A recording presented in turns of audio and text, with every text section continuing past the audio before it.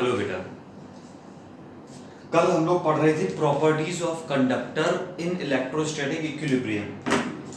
आज उसी टॉपिक को कंटिन्यू कर रहे हैं। कल हमने 5 प्रॉपर्टी समथिंग पढ़ ली थी। बहुत इंपॉर्टेंट लेक्चर था वो, अगर नहीं देखा है तो जरूर देखिए पहले उसको। अब हम नेक्स्ट प्रॉपर्टी की तरफ आ रहे हैं, जुड़ी पिछले वालों से ही है, इसलिए पिछला वाला आना चाहिए लेक्चर आपको। तो सबसे पहली बात मैं आपको एक बात बता दूं कि हम क्या करने जा रहे हैं, इसी कंडक्टर की प्रॉपर्टी पढ़ने जा रहे हैं। बस क्या नाम दे दिया है, अगर उस कंडक्टर के अंदर या किसी कंडक्टर के अंदर कैविटी होती है तो क्या सिचुएशन होती है। तो सबसे पहला वर्ड तो आ गया कैविटी। हमें समझना होगा कैविटी क्या है। कैविटी वर्ड आपने सुना है, लेकिन डेफिनेटली ये दांतों वाली कैविटी नहीं है, ये थोड़ी सी हटके है, लगभग वही है। तो जरा एक बात समझना, पहले कैविटी क्या है समझना डिटेल में। आप क्या करिए, एक खरबूजा लीजिए, बीज से आधा काट दीजिए, 2 पीस हो गए उसके। अब वो खरबूजे के अंदर बीज निकलते हैं, उन बीज को निकाल दीजिए बाहर और उस खरबूजे को वापस से वैसा ही जोड़ दीजिए। अब कैसे जोड़िएगा ये आप समझिएगा। उस खरबूजे को हमने वापस से वैसा ही जोड़ दिया है, तो आपको इमेजिन कर पा रहे हैं उस खरबूजे, बाहर से तो पूरा कंप्लीट है, वो सॉलिड दिख रहा है, लेकिन अंदर उसमें क्या बन गया है, खाली स्पेस बन गया है। That blank space is called cavity. वो जो खाली स्पेस था, उस खाली स्पेस को अपन क्या बोलेंगे, कैविटी बोलेंगे। अगर अब कंडक्टर के लिए कैविटी की बात करेंगे तो क्या होगा, अगर वो खरबूजा कोई कंडक्टर होता तो उसके अंदर ये जो स्पेस बन गया है दैट इज कैविटी।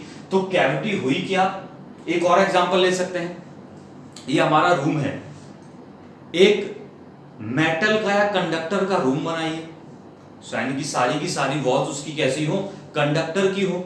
अब कंडक्टर के अंदर, अगर रूम के अंदर आप पहुंच जाएं तो वो एक खाली स्पेस है, केवल दीवार ही तो कंडक्टर की है, बीच में क्या है, खाली स्पेस है।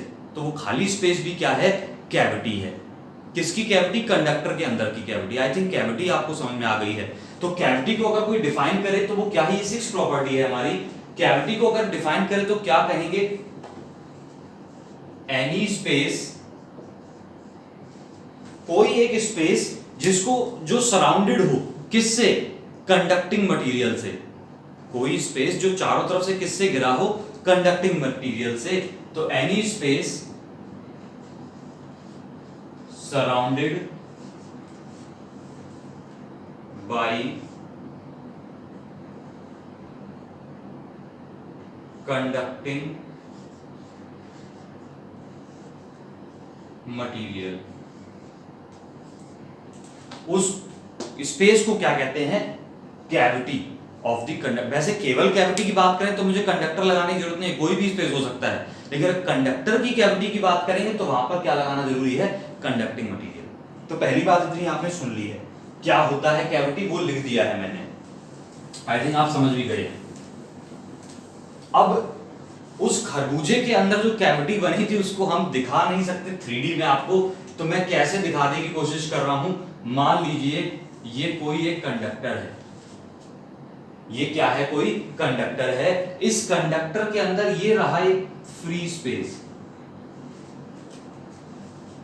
ये फ्री स्पेस ऑब्वियसली आपको बाहर से नहीं दिखेगा, बिकॉज बॉडी कैसी है, 3D यानी कि सॉलिड बॉडी है, उसके अंदर का कुछ पोर्शन खाली है, लेकिन उसको रिप्रेजेंट मैंने फिलहाल इस तरीके से कर दिया है। ये वाला पोर्शन पूरा का पूरा सॉलिड है और ये बीच में कहीं क्या रह गया है, एक खाली स्पेस। तो प्रॉपर्टी ये कहती है, या मैं बोल सकता हूं कैविटी से रिलेटेड फर्स्ट प्रॉपर्टी ये कहती है कि इस कैविटी के अंदर फील्ड 0 होगा। इस कैविटी के अंदर फील्ड 0 होगा, ये फर्स्ट प्रॉपर्टी कहती है। और वो साथ में ये भी कहती है कि चाहे इस कंडक्टर पर मैं जितना मर्जी चार्ज दे दूं, या फिर चाहे इस पूरे कंडक्टर को उठाकर किसी बाहर एक्सटर्नल फील्ड में रख दूं, दोनों ही कंडीशंस में इस कंडक्टर के अंदर या इस कैविटी के अंदर फील्ड 0 होगा। सुन पाया आपने कुछ, 2 लाइनें मैंने बहुत जरूरी बोली हैं। पहला, इस कैविटी के अंदर फील्ड 0 होगा। कब 0 होगा, चाहे इस कंडक्टर पर आप जितना मर्जी चार्ज दे दीजिए और चाहे इस कंडक्टर को उठाकर बाहर फील्ड में रख दीजिए, दोनों ही कंडीशंस में इस कैविटी के अंदर फील्ड 0 होगा। सुन लिया होगा आई थिंक, इसको एक बार प्रूव भी कर लेंगे जल्दी से। कब होगा?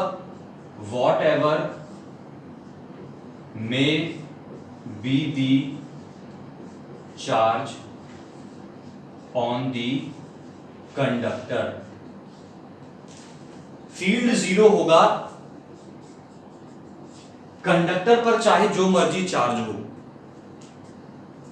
एंड और कब 0 होगा? इन एनी एक्सटर्नल फील्ड,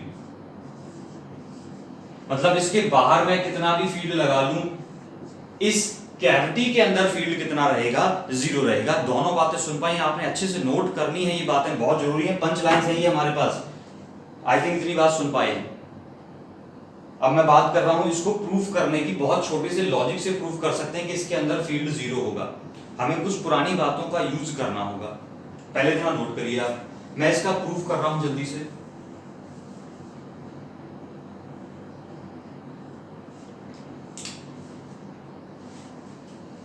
मैंने क्या किया, अच्छा एक और बात बता दूं आपको मैं, उसी खरबूजे को एक बार फिर से, थोड़ा सा एक ऐसी टर्म आ गया है, उसी खरबूजे को फिर से इमेजिन करना।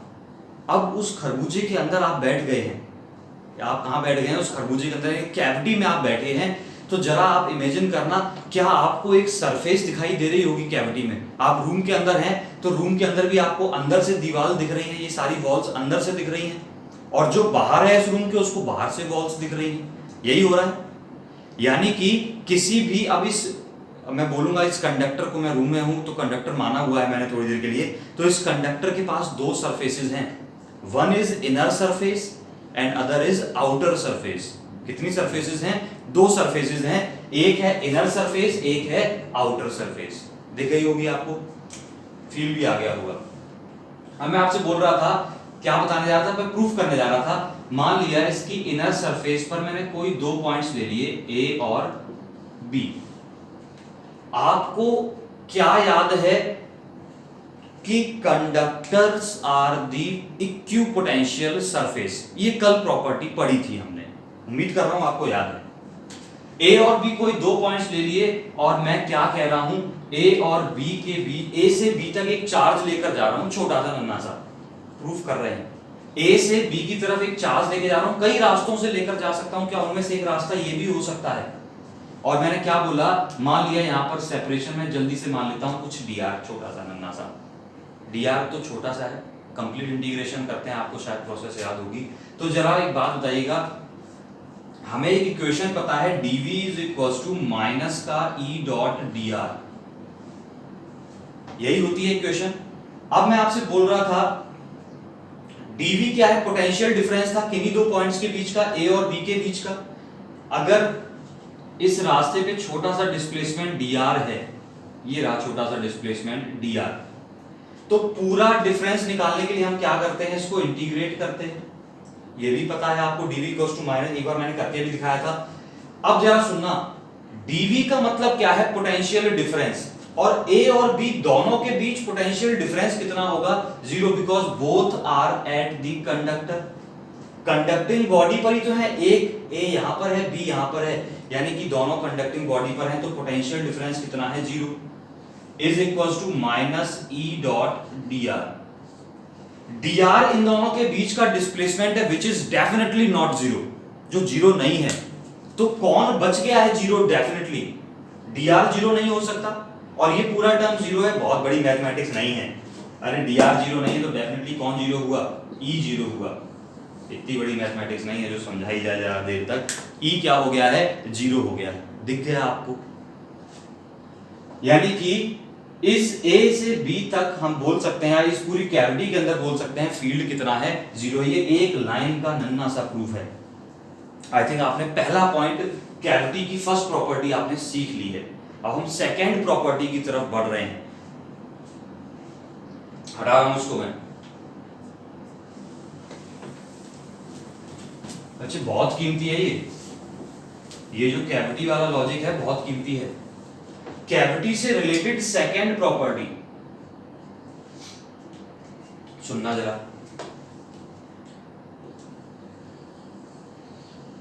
कौन है ये? कंडक्टर है। ये रही इसके अंदर एक कैविटी। ये बार बार मैं टेढ़ा मेढ़ा सा कंडक्टर बना रहा हूं, वो इसलिए बना रहा हूं कि कंडक्टर की शेप कुछ भी हो, डजंट मैटर।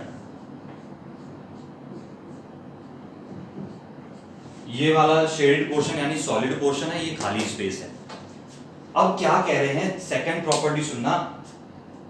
अगर मैं इस कैविटी के अंदर, खरबूजे के खाली वाले स्पेस में, उस कैविटी के अंदर कोई चार्ज जबरदस्ती रख दूं, कोई चार्ज जबरदस्ती रख दूं, मान लिया मैंने क्या रख दिया इसके अंदर, एक छोटा सा पार्टिकल रख दिया जिस पर चार्ज कितना है, Q चार्ज है, तो क्या होगा वो ये प्रॉपर्टी बताती है। तो ये प्रॉपर्टी ये कहती है कि जितना चार्ज, बहुत ध्यान सुनना, ये लाइन रट जानी चाहिए हर बच्चे को जो भी ये वीडियो देखे, जितना चार्ज हमने कैविटी में रखा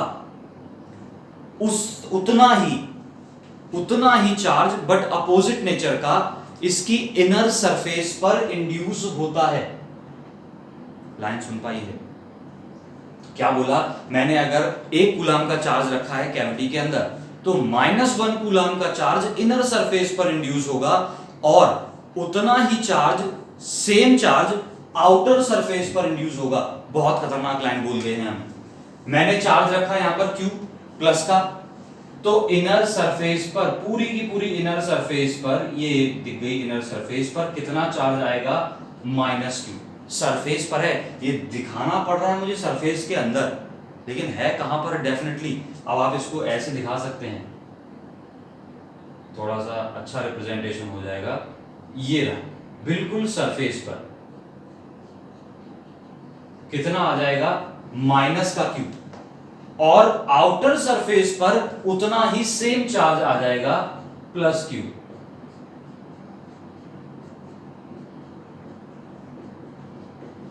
समझने की लॉजिक से देखें एक बार, पहले पंचलाइन याद हुई, क्या बोला मैंने, इफ ए चार्ज, लिखते जाना आप, if a charge Q is placed in the cavity या inside the cavity, then same amount of opposite charge, then same amount of opposite charge gets induced on the inner surface and same charge on the outer surface। सुन पाई है line, लिख पाई भी होगी, लिख ली है ना, done. तो अगर मैं आपसे बोलूं एग्जांपल के लिए, अगर यहां पर 2 कूलम चार्ज रखेंगे प्लस का, तो अंदर वाली सरफेस पर कितना आएगा, -2 कूलम, बाहर वाली पर कितना आएगा, +2 कूलम। सुन पाए, एक बार और देखना। मान लिया ये एक कंडक्टर है, मैंने यहां पर -2 कूलम चार्ज रख दिया, तो इनर सरफेस पर कितना आएगा, इसका अपोजिट, माइनस का मतलब प्लस का 2 कूलम, कितना आएगा, +2, और आउटर पे कितना जाएगा, जो सेंटर पे रखा है, जो कैविटी में रखा है वही बाहर जाएगा, यानी कि -2 कूलम। दोनों बातें सुन ली। अब एक बार इसको जस्टिफाई करने की कोशिश करते हैं, बड़ा सिंपल सा लॉजिक है बच्चों वाला, 2 तरीके से एक्सप्लेन करूंगा, प्रूफ भी करूंगा। यहां पर मैंने Q चार्ज रखा सेंटर पे, जैसे ही Q चार्ज रखा, ये पॉजिटिव का है, तो ये कंडक्टर में होते हैं बहुत सारे फ्री इलेक्ट्रॉन्स, उन सभी फ्री इलेक्ट्रॉन्स को अपनी तरफ क्या कर देगा, अट्रैक्ट करना शुरू कर देगा। और जब ये फ्री इलेक्ट्रॉन्स को अट्रैक्ट करेगा तो इलेक्ट्रॉन्स चलेंगे किधर, क्या इसके पास आने लगेंगे पूरे कंडक्टर से इलेक्ट्रॉन्स, और अगर इलेक्ट्रॉन्स पास आने लगे तो ये पास वाली सरफेस पर क्या आ गया, नेगेटिव चार्ज आ गया। और नेगेटिव चार्ज, अगर इलेक्ट्रॉन्स चले आए हैं तो पीछे क्या छोड़कर आए हैं, पॉजिटिव चार्ज, तो बाहर क्या मिल गया, पॉजिटिव चार्ज। अरे इतनी सी बात थी, कुछ सुन पाई है?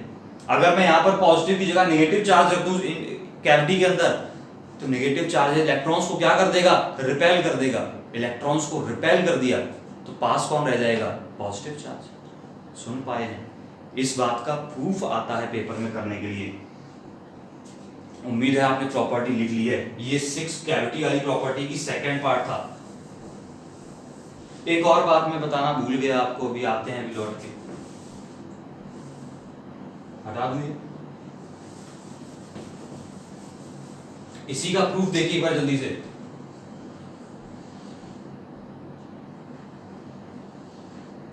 दिस इज योर कैविटी, इसके अंदर रखा है एक चार्ज मैंने Q, दिख रहा है। मुझे प्रूफ ये करना है कि इसकी इनर सरफेस पर इतना ही अपोजिट चार्ज इंड्यूस होगा। बात समझ गए? प्रूफ क्या करना है, चलिए हमने क्या किया, हमें क्या करना था, इसकी इनर सरफेस पे चार्ज प्रूफ करना था -Q होगा। तो हमने क्या कर लिया, मान लिया कि यहां पर चार्ज कितना आएगा, Q डैश आएगा। ये मैंने एज्यूम कर लिया। क्या एज्यूम कर लिया? Let charge induced on the inner surface is Q dash.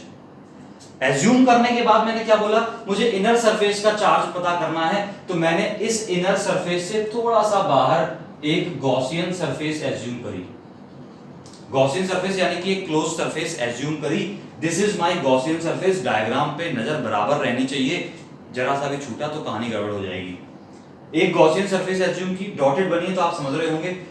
Gaussian surface के लिए मैंने जैसे ही फॉर्मूला यूज किया, क्या कहती थी गॉसियन सरफेस के लिए, गॉस थ्योरम जो हमारी होती है, क्या कहती है, integration E dot ds is equals to charge inside divided by epsilon naught. यही होता है फॉर क्लोज सरफेस। याद है सभी को? E बताना क्या होता था इस पूरी गॉसियन थ्योरम के स्टेटमेंट में? E होता था flux linked with the Gaussian surface या क्लोज्ड सरफेस। ये रही हमारी गॉसियन सरफेस। क्या ये सरफेस कंडक्टर में है? और कंडक्टर में है का मतलब फील्ड कंडक्टर में कितना होता है? 0। कंफर्म बात है? तो मैं क्या कर सकता हूं, E की वैल्यू कितनी होती है? 0। कहां पर? Inside the conductor is equals to charge inside divided by epsilon naught. Charge inside देखना, इस गॉसियन सरफेस के अंदर क्या दो चार्जेस इंक्लूड हो रहे हैं? एक तो Q है और क्या एक Q डैश भी है। तो मैं चार्ज इनसाइड की जगह क्या लिख सकता हूं? Q plus Q dash. अरे आंसर दिख रहा है मुझे, एप्सिलॉन नॉट इधर आया तो 0 हो गया। Q डैश की वैल्यू कितनी आ गई? क्या -Q आ गई है?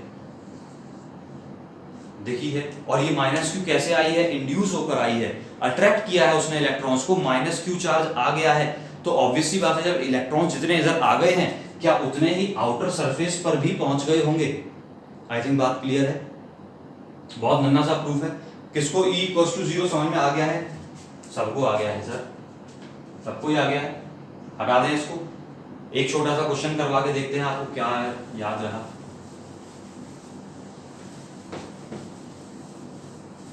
जरा मैं रेज करते करते पूछना चाहूंगा, what is surface charge density?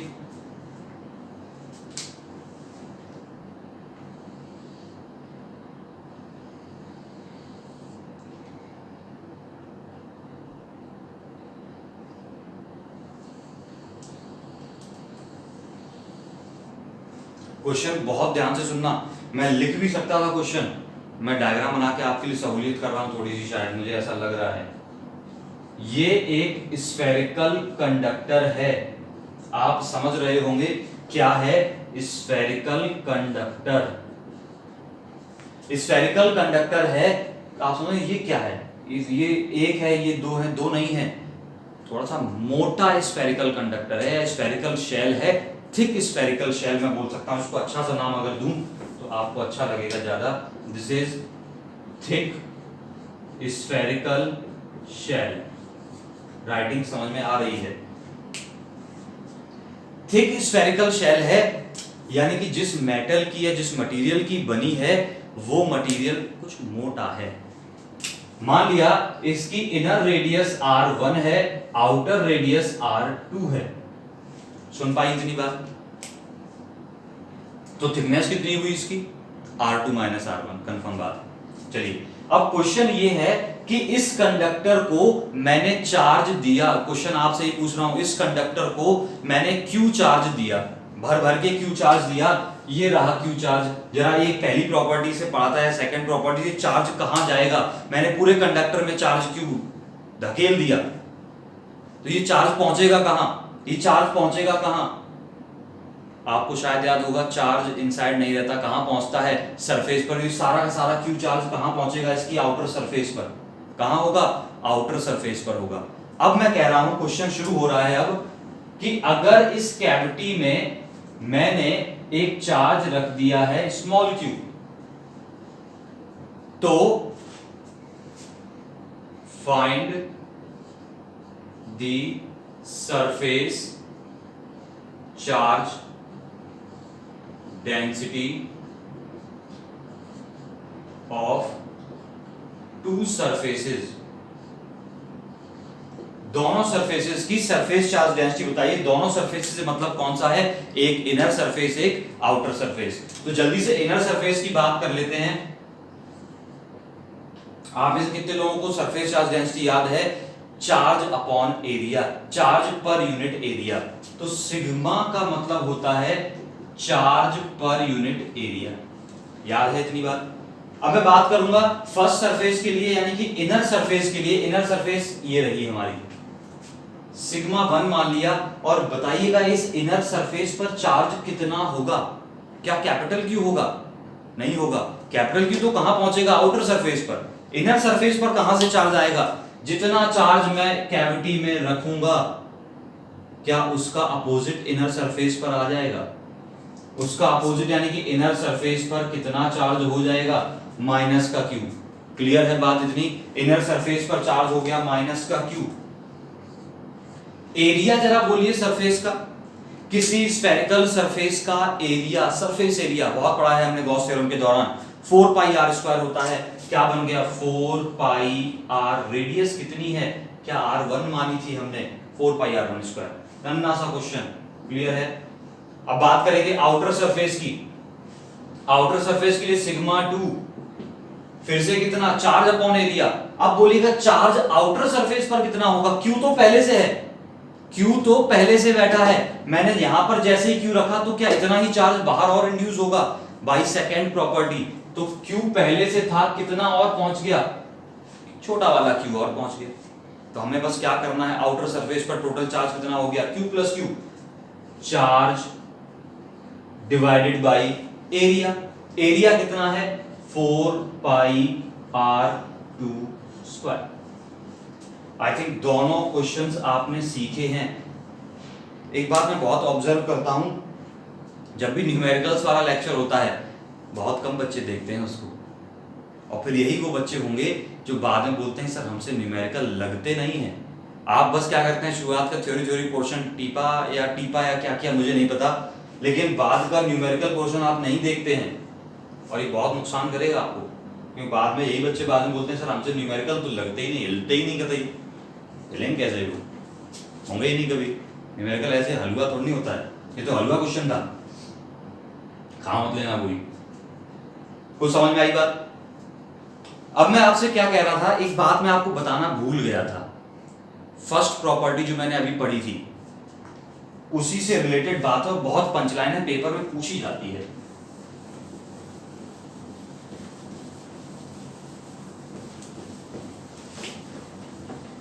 चलिए जरा कैविटी का किस्सा मैं आपके सामने क्लियर कर दूं। कैविटी का किस्सा दो पार्ट में ब्रेक किया, फर्स्ट पार्ट और ये रहा सेकेंड पार्ट। फर्स्ट पार्ट में मैंने क्या बोला था कि किसी कैविटी के अंदर फील्ड जीरो होता है। क्या बोला था, field inside the cavity is zero. और दो पार्ट में डिवाइड कर रहा हूं। दो सिचुएशंस क्या हैं, दो सिचुएशंस ये हैं व्हेन, ये छोटा लिखना पड़ रहा है, no charge inside the cavity. क्या लिखा मैंने, पहली प्रॉपर्टी सिर्फ किस सिचुएशन में वैलिड है, जब कैविटी के अंदर कोई चार्ज नहीं रखा है, उस टाइम पर फील्ड इनसाइड दी कैविटी कितना होगा, जीरो होगा। सुन ली। और दूसरी प्रॉपर्टी किस केस में थी, जब कैविटी के अंदर हमने क्या रख दिया है, चार्ज रख दिया है। तो पहली प्रॉपर्टी पर एक बार मैं रुक रहा हूं। ये बताया था मैंने, ये अगर एक कोई कंडक्टर है, ये इसके अंदर कैविटी है, तो यहां पर फील्ड कितना होगा, जीरो होगा। तो ये जो प्रॉपर्टी है कि किसी कंडक्टिंग कैविटी के अंदर फील्ड जीरो होता है, इसका बहुत प्यारा यूज है। इसको हम बोलते हैं इलेक्ट्रोस्टैटिक शील्डिंग। क्या बोलते हैं, इलेक्ट्रोस्टैटिक शील्डिंग। पेपर में डेफिनेशन भी पूछी जाती है, टॉपिक बहुत अच्छा है। इलेक्ट्रोस्टैटिक शील्डिंग क्या हुई, बाहर चाहे जितना मर्जी फील्ड हो, अगर मैं किसी मेटल के बॉक्स के अंदर बैठ गया तो मुझे बाहर का फील्ड इन्फ्लुएंस नहीं कर सकता। चाहे बिजली गिरे, बारिश का मौसम हो, बहुत थंडरस्टॉर्म्स हो रहे हो और मैं गाड़ी के अंदर बैठा रहूं, अपनी मेटल की गाड़ी के अंदर बैठा रहूं, तो मुझे बिजली गिरने का खतरा नहीं है। ऐसा फिजिक्स हमें सिखा रही है। और ये एक टाइम पे क्वेश्चन बहुत पॉपुलर हुआ करता था कि कुछ बच्चे रोड पे, बारिश हो रही थी, रोड पे खड़े थे, तो एक अंकल ने बोला कि बेटा गाड़ी के अंदर आके बैठ जाओ, आप बच जाओगे। तो इसके पीछे कौन सा लॉजिक है, क्यों बोला उन्होंने? तो क्यों बोला? Because of the electrostatic shielding. Electrostatic shielding क्या कहती है कि बाहर जितना मर्जी फील्ड हो, आपको फर्क नहीं पड़ेगा। और इस कैविटी को फैराडे केज नाम से भी जानते हैं। किस नाम से जानते हैं? फैराडे, कुछ गलत लिख दिया है क्या मैंने फैराडे का स्पेलिंग? फैराडेज केज, फैराडे का पिंजरा भी कहते हैं, बिकॉज फैराडे ने अपनी जान लगा दी थी इस बात को प्रूव करने में। वो एक मेटल के बॉक्स के अंदर बैठ गया था, अपने आप को बंद करके बैठ गए थे, थोड़ी रिस्पेक्ट देनी चाहिए फैराडे को। बैठ गए थे अपने पिंजरे के अंदर एक मेटल के, और बाहर से बहुत हाई फील्ड उन्होंने अप्लाई करवाया था और बताया था जनता को, साइंटिस्ट कम्युनिटी को, कि ये सच है, मुझे कुछ नहीं हुआ है, मैं बच गया। तो this is a Faraday's cage बोल सकते हैं, इलेक्ट्रोस्टैटिक शील्डिंग बोल सकते हैं। अब ऐसा रियल लाइफ में भी होता है। इलेक्ट्रोस्टैटिक शील्डिंग हम कहाँ यूज करते हैं? आप कभी देखिएगा आपके जितने भी मोबाइल फोन से या लैपटॉप वगैरह कभी किसी ने धोखे से भी खोल लिए हो, तो उनमें जितने भी डेलिकेट कंपोनेंट्स होते हैं, जिनको हम आईसीज बोलते हैं, वो डेलिकेट कंपोनेंट एक स्टील के केज में बंद रहते हैं। एक छोटा सा स्टील का बॉक्स सा लगा रहता है, उसको खोलते हैं तब वो उसके अंदर से डेलिकेट कंपोनेंट्स आईसीज वगैरह निकालते हैं। तो वो स्टील का जो केज बनाते हैं, स्टील का दिख रहा होता है हमें, वो मेटल का होता है। तो वो जो केज लगा हुआ है, that is for electrostatic shielding. वो इस जगह पर मौजूद एक्सटर्नल फील्ड से उन कंपोनेंट्स को प्रोटेक्ट करता है। तो आप समझ गए इलेक्ट्रोस्टैटिक क्या है, इलेक्ट्रोस्टैटिक शील्डिंग क्या है? डेलिकेट कंपोनेंट्स को एक्सटर्नल फील्ड से बचाने के लिए हम उनको किसी मेटल के केज में रख देते हैं, तो हम बच जाते हैं। तो बेसिक फंडा क्या था? This is electrostatic shielding. Second property की बात कर रहे थे। सेकेंड प्रॉपर्टी आपने कब वैलिड है? जब चार्ज कहां हो? कैविटी के अंदर हो। When charge is inside the cavity. जब चार्ज कैविटी के अंदर हो, तो उस टाइम पर हमने क्या बात सीखी है कि जितना भी चार्ज हम रखेंगे कैविटी के अंदर, उसका अपोजिट कहां इंड्यूस होगा? इनर सरफेस पर, और उसका सेम कहां प्रोड्यूस होगा? आउटर सरफेस पर। ये दोनों छोटी सी कहानियां थी, आपको याद हो गई होंगी। कल हम लोग कैपेसिटेंस पढ़ना शुरू करेंगे। तब तक के लिए सारे नोट्स कंप्लीट करिए। All the best.